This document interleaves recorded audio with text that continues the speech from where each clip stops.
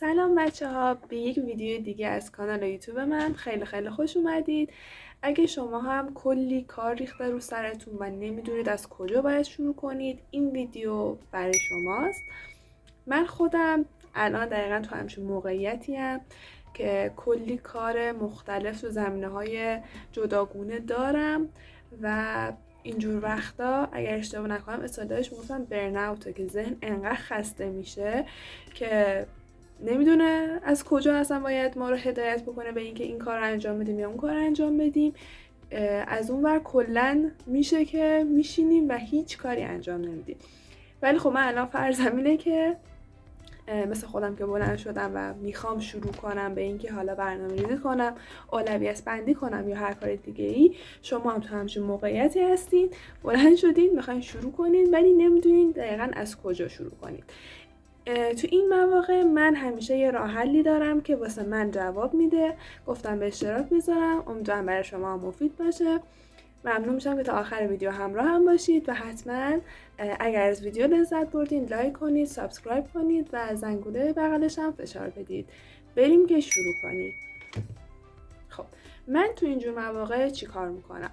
اولین کاری که میکنم اینه که من حقیقتا خیلی اهل نوشتن نیستم، یعنی اونقدری که با وجود اینکه آگاهم به این که خیلی تأثیر داره، قطعا موثره، حالا تو زمینه‌های مختلف شما چه ژورنال کنین، آرزوهاتون رو بنویسین. من اهل برنامه‌ریزی هستم. حالا در ادامه ویدیوهای آینده، ویدیوهایی که مربوط بشه به بولت ژورنال ساختن و برنامه‌ریزی کردن، کاری که خودم انجام میدم و به اشتراک میذارم که اگر براتون مفید بود شما هم انجام بدین. ولی حقیقتا اونقدر اهل نوشتن نیستم، یعنی باید خودم مجبور کنم که بنویسم و اینجور مواقع که پرونده های باز ذهنم خیلی زیاده، یعنی کارهایی که باید انجام بدم خیلی زیاده و از اون طرفم میرم یه حالت انفعال که قفل میکنم و هیچ کاری انجام نمیدم. واسه شروع در اومدن از این موقعیت یه آلارم میذارم. حالا شما هم اگر همزمان با من انجام میدادین که حالا میتونید شروع بکنید، اگر نه پس ذهنتون داشته باشید بعد از دیدن این ویدیو شما هم حتما شروع کنید.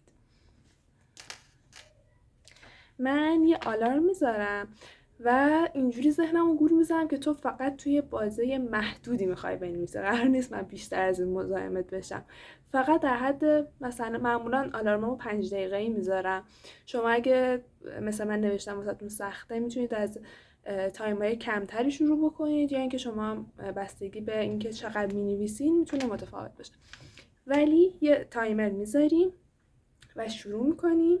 توی اون زمانی که تایمر شروع شده هر چیزی که تو ذهنتون می‌نویسید، هر چیزی، اصلا به اینکه ربط داشته باشه کل کارهایی که باید انجام بدین، از کارهای شخصی گرفته، از درس خوندن گرفته، این کار واسه موقعی که امتحان دارین خیلی جواب، چون معمولا زمان امتحان کارهای دیگه هم به آدم اضافه میشه. همین الان من خودم تو همچین موقعیتیم، ولی خیلی تاثیر داره. هر چیزی که به ذهنتون میرسه رو شروع میکنین به نوشتن، بعدش حالا با هم کار داریم. پس من الان تایمرمو میذارم 5 دقیقه و بدون محدودیت، فقط ذهنمو میخوام خالی کنم. خب من تایمرمو گذاشتم واسه 5 دقیقه، شما هم میتونید همزمان با من انجام بدید.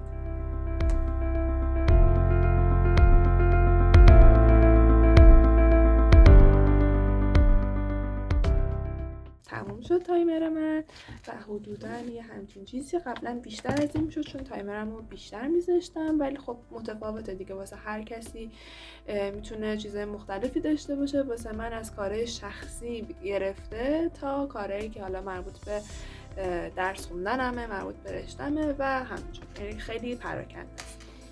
مرحله بعدی، هر کسی ممکنه یه استراتژی داشته باشه، اون بستگی به مدل برنامه‌ریزی کردن خودتون داره، ولی کاری که من انجام میدم بعد از اینکه این لیست تموم شد، این لیست معمولا شامل کارهایی هستش که یه سریاش میتونه فوری باشه، یعنی شما تقریبا 1-2 هفتهش از زمان داشته باشی، شاید هم کمتر، و یه سریاش میان مدته، شما تا 1 ماه آینده باید اون کار رو تموم بکنید، 1 ماه آینده، نهایت 2 ماه آینده، و یه سریاش میتونه حتی حالت بلند مدت اگه خریدی باشه که آقا من میدونم این خریده انقدر بودجه میخواد، انقدر من زمان لازم دارم واسه اینکه این مبلغ حالا با توجه به همه بالا پاییناش جمع بکنم، پس این میشه کاری که من شاید تا 3 ماه آینده میتونم تو این کاتگوری قرارش بدم.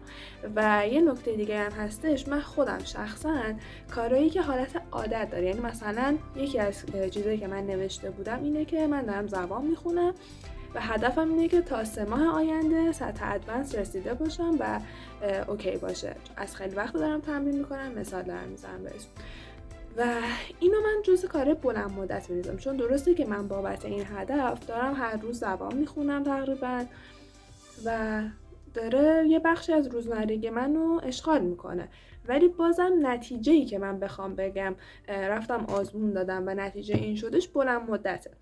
پس بعد از اینکه لیست رو نوشتیم میایم توی جدول، حالا هر شکلی که خودتون صلاح میدونید، توی سرستونایی به اسم کوتاه مدت، میان مدت و بلند مدت اینا رو دسته‌بندیشون میکنیم. اینم بریم که با هم انجام بدیم.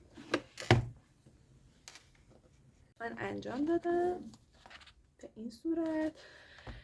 پس قرار شدش که کوتاه مدت ها کارایی باشن که شما تو 1 الی 2 هفته آینده بعد از اینکه نوشتین انجامشون بدید و کارهای فوری به حساب میاد.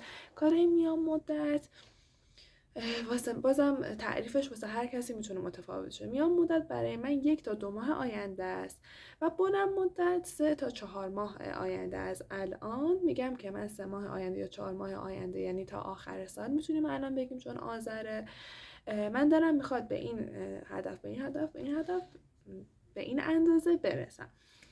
برای یه سری شاید تا همینجا جواب باشه، یعنی همین که خب من قطعا اولویتم با انجام دادن کار کوتاه مدته، چون تا 1-2 هفته آینده باید جمع‌بندیشون بکنم. میدونم که من فقط الان باید به همینا رسیدگی بکنم. واسه کارهای میان مدت و بلند مدت هم بعد از این 1-2 هفته باید برنامه‌ریزی داشته باشم. ولی واسه کسایی مثل خود من این به تنهایی جواب نیستش، یعنی حتما همزمان که دارم کار میان مدت کار میکنم و انجامشون میدم باید یه برنامه ریزی داشته باشم واسه ستونهای بعدی که من شخصا تو بولت جورنال انجامش میدم.